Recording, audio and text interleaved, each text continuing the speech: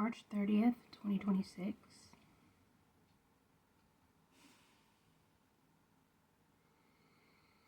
Oh Lord, won't you buy me a Mercedes Benz?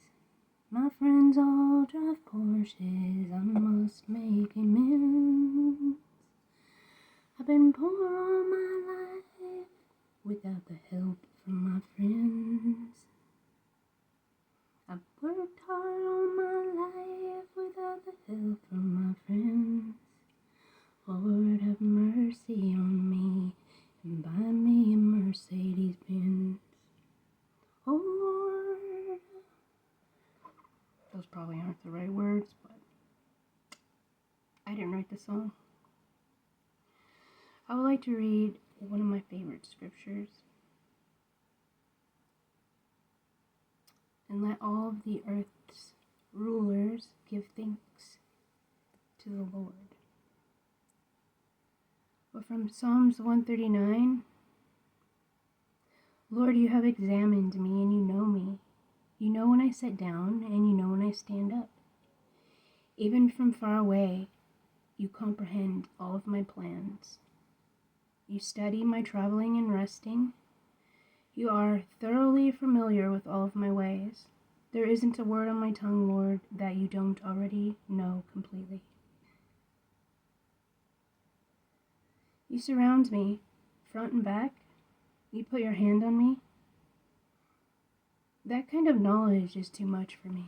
It is so high above me that I cannot fathom it. Where could I go to get away from your spirit? Where could I go to escape your presence? If I went up to heaven, you would be there. And if I went down to the grave, you would be there too. If I could fly on the wings of dawn, stopping to rest only on the far side of the ocean, even there your hand will guide me. Even there your strong hand will hold me tight. If I said, the darkness will definitely hide me, the light will become my friend night around me. Even then the darkness isn't too dark for you. Nighttime would shine bright as the day, because darkness is the same as light to you. You are the one who created my innermost parts. You knit me together while I was still in the womb of my mother. I give thanks to you that I was marvelously set apart. Your works are wonderful, I know that very well. My bones weren't hidden from you when I was being put together in a secret place. When I was woven together in the deep parts of the earth, your eyes saw my embryo, and on your scroll every day was written that was being formed for me, before any one of them had yet happened.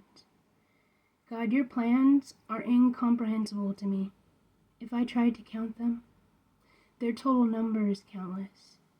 They are outnumbered grains of the sand. If I came to the very end, I'd still be with you. If only, God, you would kill the wicked. If only murderers would get away from me, the people who talk about you, but only for wicked schemes.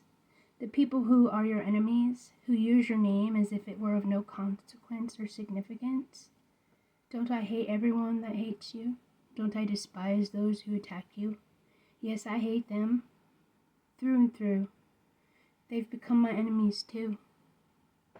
Examine me, God. Look at my heart. Put me to a test. Know my anxious thoughts. Look to see if there is any idolatrous way in me. Then lead me on to the eternal path.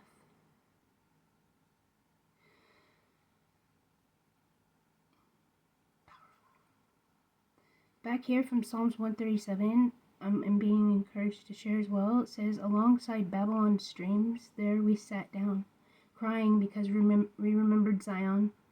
We hung our lyres up in the trees there because that's where our captors asked us to sing. Our tormentors requested songs of joy. Sing us a song about Zion, they said.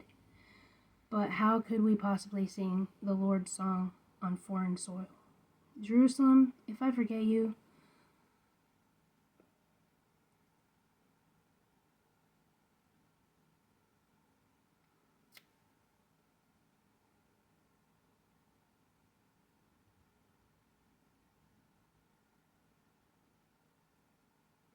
Jerusalem, if I forget you, let my strong hand wither.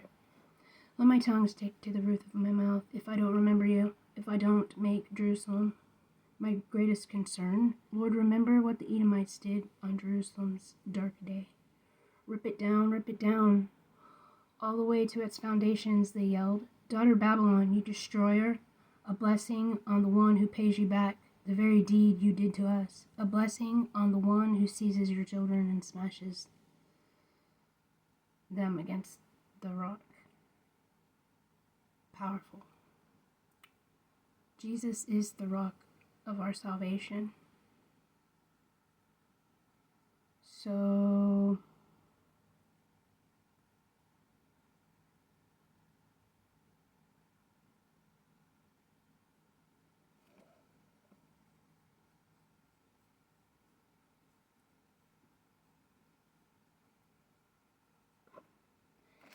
last scripture.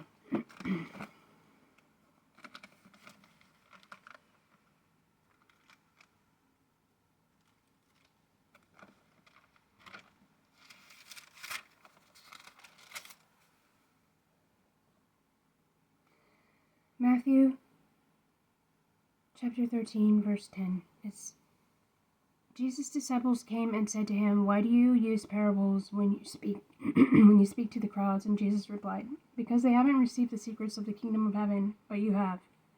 For those who have will receive more, and they will have more than enough. But as for those who don't have, even the little they have will be taken from them. This is why I speak to the crowds in parables. Although they see, they don't really see, and although they hear, they don't really understand. What Isaiah prophesied has become completely true for them. You will hear, to be sure, but never understand, and you will certainly see, but never recognize what you are seeing.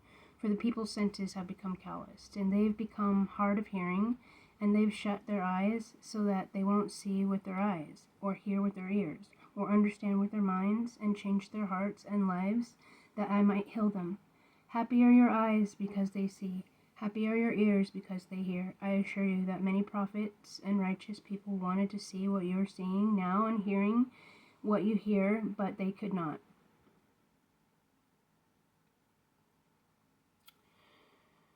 Verse 44 of the same chapter, the kingdom of heaven is like a treasure that somebody hid in a field, which someone else found and covered up. Full of joy, the finder sold everything and bought that field. Again, the kingdom of heaven is like a merchant in search for fine pearls. When he found one very precious pearl, he went and sold all that he had so that he can own it. Again, the kingdom of heaven is like a net that people threw into the lake and gathered all kinds of fish. When it was full, they pulled it to the shore, where they sat down and put good fish together into containers, but the bad fish they threw away. That's the way it will be at the end of the present age. The angels will go out and separate the evil people from the righteous people, and will throw the evil ones into a burning furnace. People there will be weeping and grinding their teeth. Have you understood all these things? Jesus asked. And they said to him, Yes. Then he said to them, Therefore, every legal expert who has been trained as a disciple for the kingdom of heaven is like the head of a household, who brings old and new things out of their treasure chest. When Jesus finished these parables, he departed. When he came to his hometown, he taught the people in their synagogue. They were surprised and said, Where did he get this wisdom from? Where did he get the power to work miracles? Isn't this the carpenter's son? Isn't his mother named Mary? Aren't James, Joseph, Simon, and Judas his brothers? And his sisters, aren't they here with us now? Where did this man get all this? They were repulsed by him and fell into sin, because Jesus said to them, Prophets are honored everywhere except in their own hometowns and in their own households. He was unable to do many miracles there because of their unbelief.